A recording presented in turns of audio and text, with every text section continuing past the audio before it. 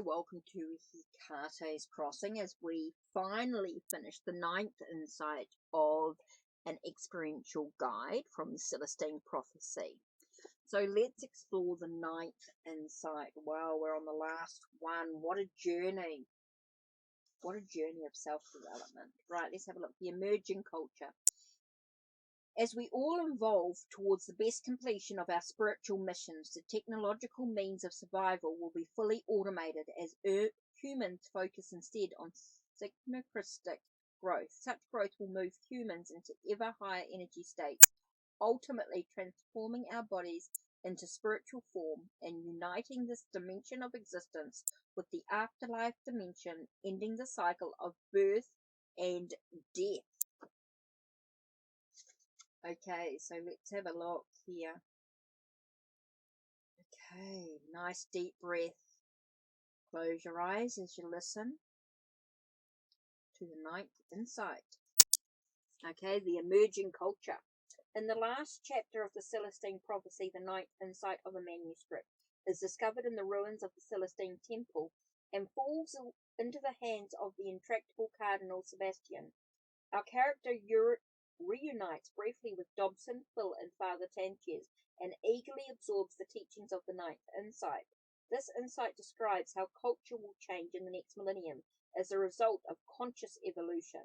As the tension increases with the impending destruction of this important document, our character and Father Sanchez, led by their intuition, come face to face with the Cardinal. However, Sanchez fails to convince him of the truth of the manuscript. Later at the Celestine ruins, the two men find Julia and Will, and the group raises their vibration to a degree where they become invisible to a pursuing cadre of Peruvian soldiers. All except Will become frightened, lose their vibration, and are then captured. Although both adventurers are released, our character is eventually captured once again. He remains a prisoner, disheartened, until he unexpectedly encounters Father Carl. With the apparent destruction of all copies of the manuscript, Father Carl urges him to pass on the message of the prophecies. At that moment, his captors freeze him, hand him a ticket back to the States, and tell him never to return. The 9th insight. The 9th insight is an outline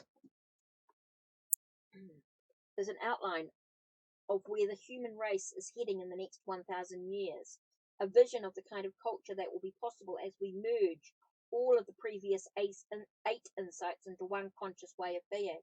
The role of this insight is to help create the confidence we need to continue on our path of spiritual evolution. The 9th insight underscores the point that the more we can connect with the beauty and energy around us, the more we evolve. The more we evolve, the higher we vibrate. Ultimately, our increased perception and vibration will allow us to cross over the barrier between our physical world and the unseen world from which we came, and to which we will return upon physical death. The 9th insight inspires us whenever we doubt our own path or lose sight of the process. It tells us that we are evolving toward the day when we can reach a vibrational heaven that already exists right where we are. How we get there. The way to accomplish this future life is by living all 8 insights. The manuscript began by showing us the first insight, which is to recognize that the universe mysteriously presents the coincidental opportunities to move us towards our destiny. The second insight allows us to see the past and recognize that we collectively are becoming aware of our essentially spiritual nature. The third insight shows us that the universe is pure energy that responds to our intention. The fourth insight demonstrates that humans mistakenly try to get energy from each other, which results in a sense of scarcity, competition, and struggle. The fifth insight describes how a mystical connection with universal energy feels and how it expands our perspective of life, giving us a sense of lightness, buoyancy, and total security. The sixth insight helps us to break free of our controlling dramas and to define our current life quest of looking at our parental heritage. The seventh insight sets in motion the evolution of our true selves by showing us how to ask questions, receive intuitions, and find answers. The eighth insight gives us the key to keeping the mystery operating and the answers coming by showing us how to bring out the best in others. These insights, when merged in consciousness, feels like a heightened sense of alertness and expectation as we evolve towards our true destiny. They reconnect us to the mystery of existence. Where we will be in the next millennium. By living the insights, the culture will be sustained by its spiritual connection and will transform rapidly. The highlights of cultural evolution presented in the ninth insight include the first great shift. The core change will be the understanding that we are here to evolve spiritually. As a result of this understanding, there will be changes in our vibrational frequency. Our pursuit of truth will lead us to a new way of life. As we reach a critical mass of those who grasp the insights, information will come in on a global scale. There will be a period of intense introspection. We've already begun to grasp how beautiful and precious the natural world is, and our understanding of its spiritual essence will grow, encouraging us to preserve and revere forests, lakes, rivers, and sacred sites. We will not tolerate any economic activity that threatens these treasures. Unfolding destiny. Our need for meaning and purposefulness will be met as we thrill to the coincidences and intuitions that light our path. In order to listen carefully for each new truth, we slow down and become alert for each new meaningful encounter to come along. Each time we encounter another person, we exchange our questions and receive new direction and insight, significantly altering our vibration. As we receive clear intuitions about who we are and what we're supposed to be doing, we will begin to change our occupations. In order to continue to grow, people might have several occupations within one lifetime. As each individual pursues his own destiny, truth by truth, new intuitions regarding the solution of social and environmental problems will occur naturally. Living on the earth. Outgrowing our need for dominating nature, we will revere the natural energy sources of mountains, deserts, forests, lakes, and rivers. Within the next 500 years, forests will be intentionally allowed to mature, and other natural landscapes will be protected. Everyone will live as close as possible to the sacred sites, but will also be within easy travel distance of urban centres of green technology that provide for the necessities of life, such as food, clothing, and transportation. Gardens will be carefully cultivated to energize plants for consumption, guided by our intuition. Everyone will know precisely what to do and when to do it, and this will fit harmoniously with the actions of others. The next great shift. In the next millennium, we will voluntarily limit reproduction to avoid overpopulation. As we understand the true dynamics of the universe, we will see the act of giving as a universal support for everyone. We will understand that money is another form of energy. We'll know that it comes into the void created by giving in the same way that energy flows into us when we project energy out. Once we begin to give constantly, we will always have more coming in than we could possibly give away. As more people engage in the spiritual economy, we will begin a real shift into the culture of the next millennium. Eventually, we will have no need for money as currency. The automation of goods will allow everyone's needs to have been met completely, without the exchange of any currency, yet without overindulgence or laziness. Once we release our fear of scarcity and our need to control, so that we can give to others, we'll be able to save the environment, feed the poor, and democratize the planet. Because of the automation, everyone's time will be freed up, so they can pursue other endeavors. We will find ways to further cut our employment hours to pursue our own truth. 2 or 3 people will hold what used to be one full-time job. No one will consume excessively because people will have let go of the need to possess and control for security. The more readily we have energy flowing into us, the more it will accelerate the pace of our evolution, and our personal vibrations will increase. Evolution of spiritual doctrine. Our entire evolution will be based on spiritual principles, but the tenets of religions will have to change to include the evolution of individuals. All religion so far has been about humankind finding relationship to one higher source. All relations speak of a perception of God within, a perception that fills us and makes us more than we are. Religion becomes corrupted when leaders were assigned to explain God's will to people instead of showing them how to find this direction within themselves. The ninth insight mentions that one individual would grasp the exact way of connecting with God's source of energy and direction and will become a lasting example of that this connection is possible. Jesus was such a figure in that he opened up the energy until he was so light he could walk on water. He transcended death and was perhaps the first to publicly expand the physical world into the spiritual. We can connect with the same source and follow the same path. As humans continue to increase their vibrations to a lighter and more purely spiritual frequency, whole groups of people who have reached a certain level will become invisible to those who are vibrating at a lower level. It will appear to those on the lower level that the others just disappeared, but the invisible group will feel as though they are still in the same place, only lighter and in spiritual form. The ability to raise the frequency to become invisible signals that we are crossing the barrier between this life and the other world from which we came and to which we go after death.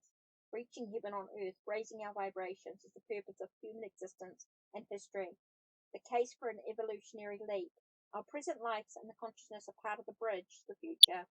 Part of our work as a bridge will be to re-examine the kinds of capacities and abilities the human body has already demonstrated and to open ourselves to accelerating these developments. So far, our modern disbelief in anything but the physical aspect of life has limited investigation and development of some of the transcendental capacities. Towards this end, Michael Murphy's book, The Future of the Body, has pulled together hypnosis of a broad spectrum of human abilities. From the evidence that has already been reported and documented, Murphy believes that there is a strong case that humans have a huge range of paranormal abilities that, if developed on a large scale by many people, would create a new kind of life on the planet, transcending life as we know it. This idea is also central to the thinking of such evolution visionaries as Pierre Teilhard de Chardin and Sri Aurobindo, to name only two. Murphy brings to our attention the two epochal events that have already happened that have transcended the primordial development of inorganic matter. The first event was the appearance of life itself.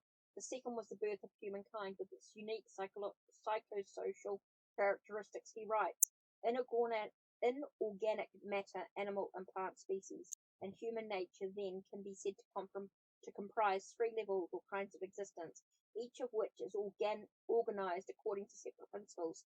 These three levels comprise an evolutionary triad in which the first two have transcended themselves, inorganic elements producing living species, animals giving rise to humanity, and each of them there arose a new order of existence.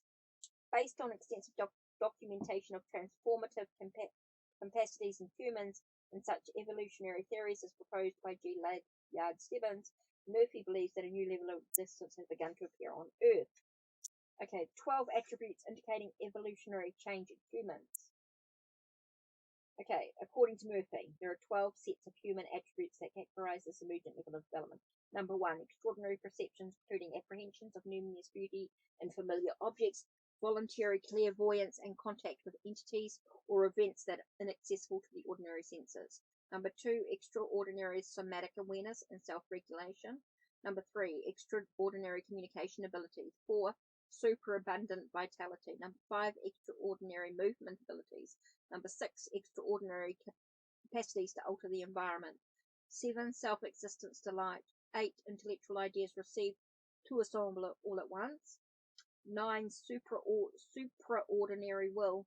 10, personhood that simultaneously transcends and fulfills one ordinary sense of self while revealing one's fundamental unity with others. Number 11, love that reveals fundamental unity. And number 12, alterations in bodily structures, states, processes that support the experience and capacities above. Many people have already experienced these states or abilities in everyday life, often triggered involuntarily by personal crisis. However, as our manuscript foretells, a growing number of people will be able to manifest these extraordinary states voluntarily as we expand and integrate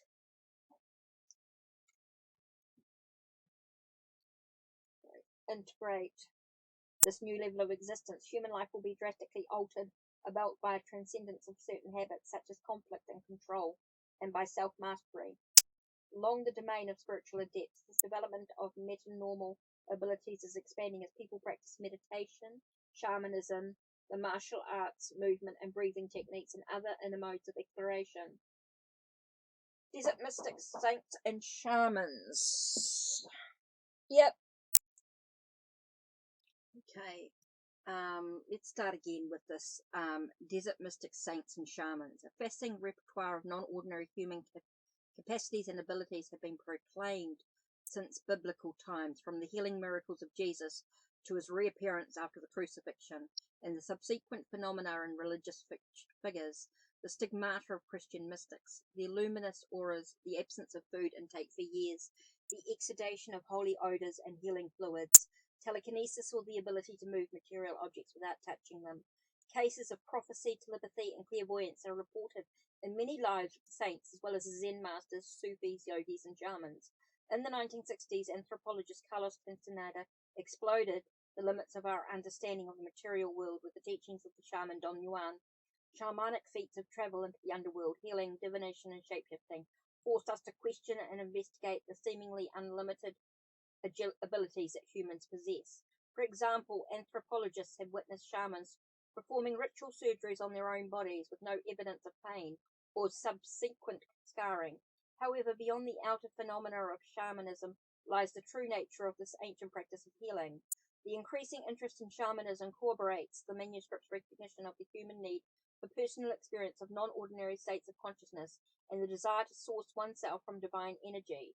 Shamanism is the direct experience of spiritual communication with the earth and connects us with nature's wisdom.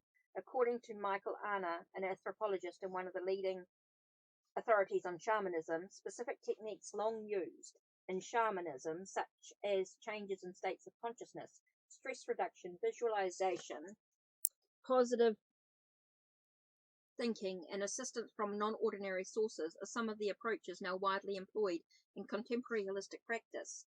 In his book, The Way of the Shaman, Hana describes shamanic methods of healing, no longer limited to a few initiates, that can be learned by anyone interested in pursuing these techniques. Through direct knowledge, a person learns to maintain personal power and move between states of consciousness at will.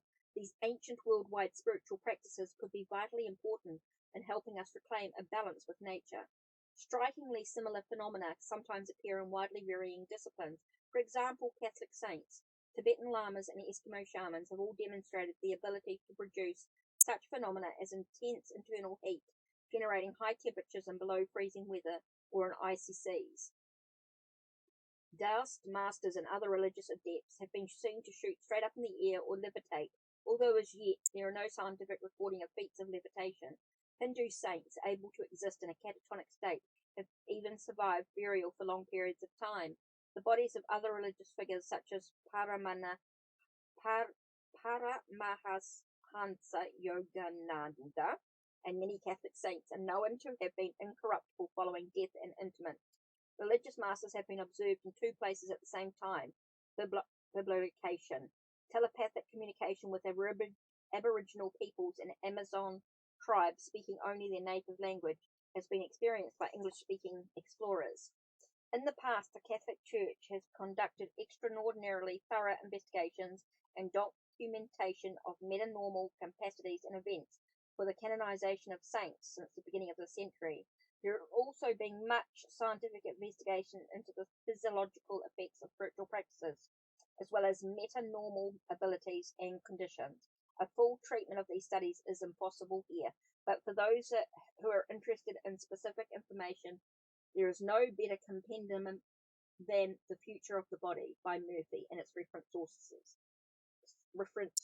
The data presented, the philosophies and theories explored, all support a thesis congruent with the manuscript, which is that something beyond the ordinary self-influences and energizes us, and that the development of various mental, physical, and intuitive capacities projects a future in which humans might realize extraordinary life upon Earth.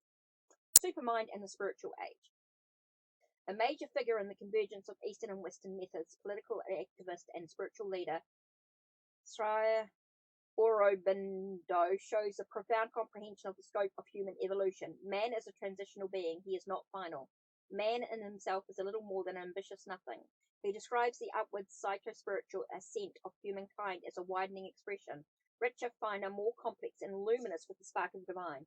He believes that evolution is inherent within nature and unfolds through individual minds, translating the last unconscious collective thought into awareness and creation of new forms of psychological and social organization. The individual is clearly in his thinking the instrument of spirit. All great changes therefore find their first clear and effective power in the direct shaping force in the mind and spirit of an individual or of a limited number of individuals. The first condition for advancement is the readiness of the common mind, or perhaps in the words of the manuscript, a critical mass of people resonating to higher guidance. Aurobindo speaks of the heart of the man that is stirred by aspirations, much as the manuscript describes the inner restlessness in the first insight. Additionally, the first essential sign must be the growth of the subjective idea of life, the idea of the soul, the inner being, its powers, its possibilities, its growth. its expression in the creation of a true, beautiful, and helpful environment for it, with the increasing application of subjective or inner-directed thinking in the world. Aurobindo, also like the manuscript, presupposes an increase in new scientific discoveries that will thin the walls between soul and matter. His idea of supermind is no dry, linear concept, but consists of yet undreamed of mind powers and life powers that could free humankind from the limitations of time, distance, and the material body. As early as the 1950s, he held that these possibilities were not far off. In this development of psychic and spiritual mastery, he saw a profound revolution throughout the whole range of human existence. However, Aurobindo was also convinced that mind was secondary to the power of the spirit, which is eternal and original. As humans evolve towards less reliance on the ego, we begin to achieve a truly spiritualized society. According to Aurobindo, a spiritualized society would live like its spiritual individuals, not in the ego, but in the spirit, not as the collective ego, but as the collective soul. The first aim in all activities such as art, science, ethics, economics, politics, and education would be to find and reveal the divine self. He taught that the first important step in our evolution is to become conscious of our inner seed of truth, to concentrate on its presence, and to make it a living fact. For us to really know our mission on earth, we must be willing to eliminate whatever contradicts our inner truth. None of this is imposed from without, by an authority or by regulation, although self-discipline is absolutely essential if we are to advance. In a spiritual age, Aurobindo saw the most honored law as the one of growing inner freedom, combined with paradoxically a growing inner unity with others. Aurobindo's political and spiritual leadership, which grew out of positive blending of Western and Indian values, exemplifies a philosophy born of his own personal spiritual experiences.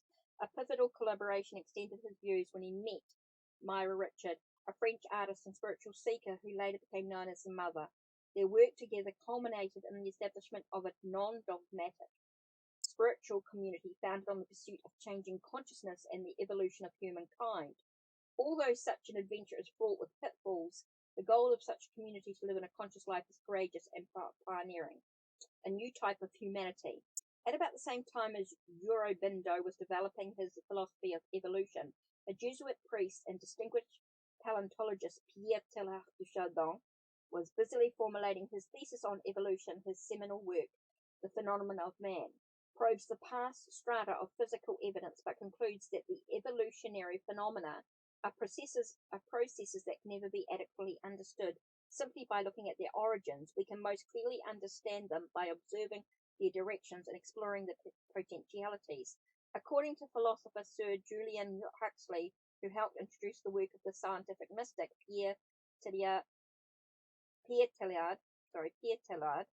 was deeply concerned with establishing a global unification of human awareness as a necessary prerequisite for any real future progress of mankind, theorizing about the development of human consciousness. Pierre Teilhard visualized the surface of the Earth's sphere as an organizing web that allows ideas to encounter one another, generating a high level of psychosocial energy. He saw humanity as developing into a single psychosocial unit with a collective pool of thought, much like a common head, forging a new evolutionary path. In Huxley's introduction to the phenomenon of man, he underscores Pierre Teilhard's conclusion that we should consider interthinking humanity as a new type of organism whose destiny is to realize new possibilities for evolving life on this planet. The conditions for this advance of human fulfillment a global unity of mankind's noetic organization or system of awareness, but a high degree of variety within that unity, love with goodwill and full cooperation, personal integration, and internal harmony, increasing knowledge. Life, by its very structure, having once been lifted to its stage of thought, cannot go on at all without requiring to ascend even higher. What we are learning about other dimensions. The manuscript tells us that in the late 20th century, humans will achieve a new experiential understanding of what has traditionally been called mystical consciousness. In Chapter 5, we describe some of the altered states reported by athletes as well as spiritual practitioners. From these states of higher consciousness, extraordinary achievements and insights become possible. Murphy describes reports of metanormal occurrences, and although they appear to be spontaneous, they seem to be 1. Triggered by intense discipline, 2. Involve a new kind of functioning, a new dimension, and 3. Require a focused surrender. The idea of an afterlife has been part of human culture since antiquity. According to researchers in the realms of near death and out of body experiences,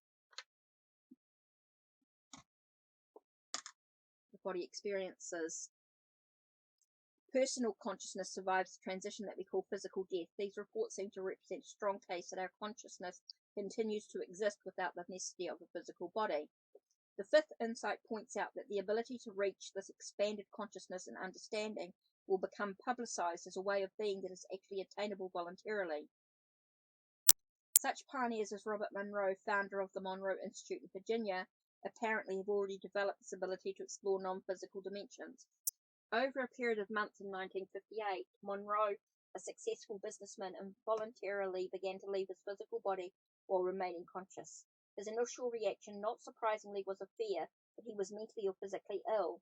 The continued experience of out-of-body activity, however, eventually convinced him that consciousness exists as a continuum and is the essence of who we are, that the physical body is only the current vehicle of our spirit as it lives and learns in the earth dimension.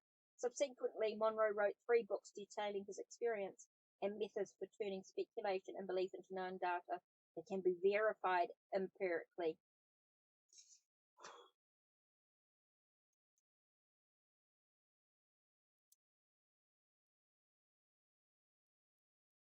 Okay, let's have a look. What, where, when, and how do we reach heaven on earth? The 9th insight reminds us that we are here to reach heaven on earth.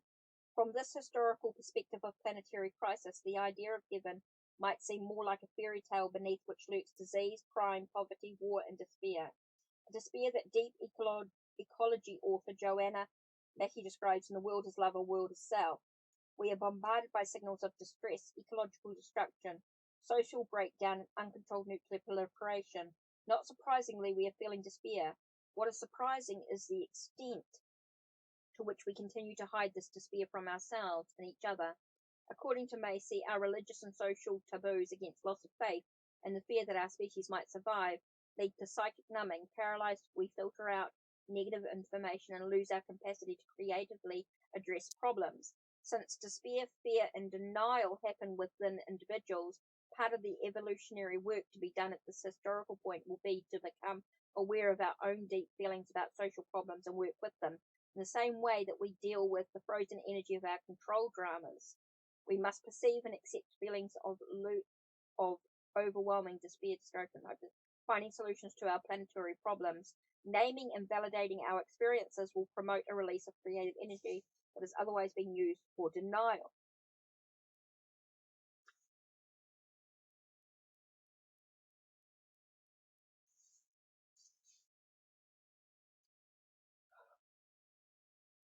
The manuscript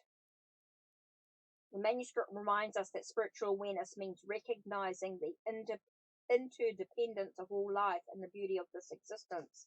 These 2 perspectives lead us inevitably to the work we must do at this time, harmonizing ourselves to our natural habitat, learning and living by its natural laws. New leadership is emerging. To reach the promise of the 9th insight requires a shift from the rapacious use of resources.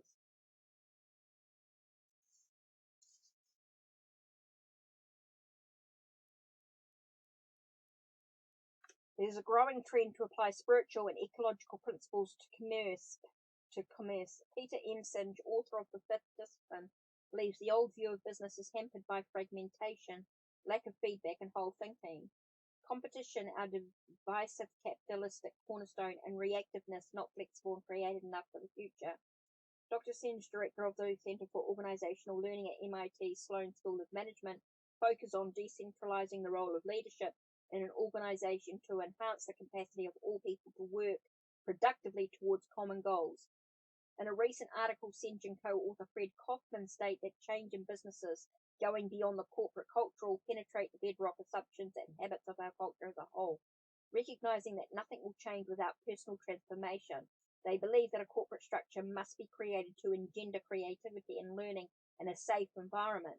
They write, when people talk and listen to each other this way, they create a field of alignment that produces tremendous power to invent new realities in conversation and to bring about these new realizations in action. new business. For this new vision to work, people must be committed, according to Senge. A learning organization must be grounded in three foundations: culture based on transcendent human values of love, wonder, humility, and compassion, shades of fifth insight. A set of practice for generative conversation and coordinated action, echoes of the new interpersonal ethics of the eighth insight. And three, a capacity to see and work with the flow of life as a system, being open to coincidence and engaging the flow. By using these principles and replacing our dysfunctional and short-sighted methods, we can move toward the automation spoken of in the ninth insight. As it teaches, we can produce everything the culture needs for everyone using pure energy sources and increasing durability of goods. Time will come when each individual will own equal shares in automated industries, allowing everyone to receive an income, all without repressive central authority. The focus of life will be to let synchronicity direct our spiritual evolution. Spiritual principles following one's inner guidance will keep our evolution from being chaotic.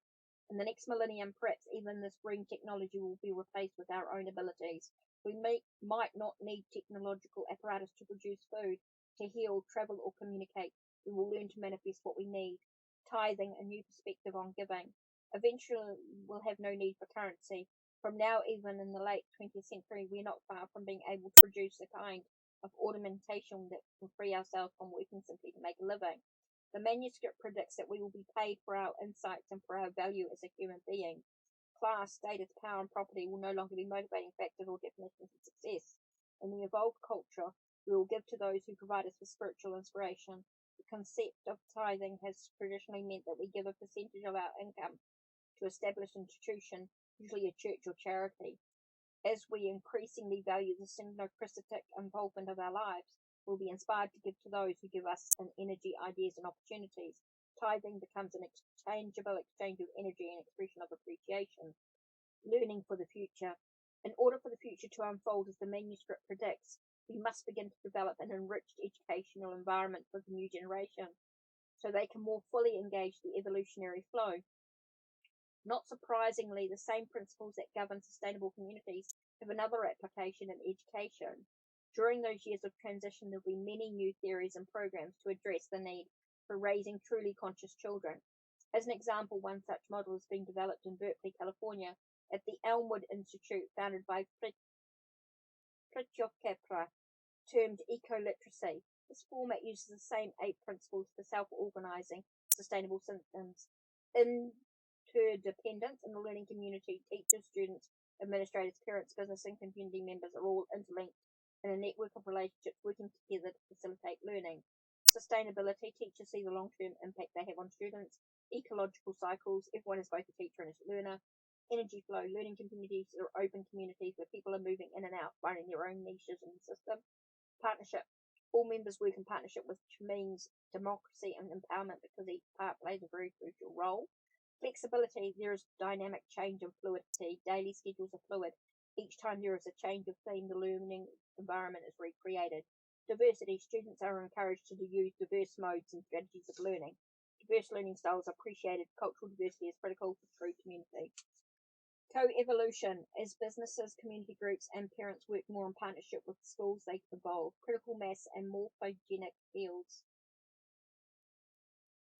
And you can go, there's a heap of books in that. Heading towards Omega, A New Science of Life, The Hypothesis of Formative Causation,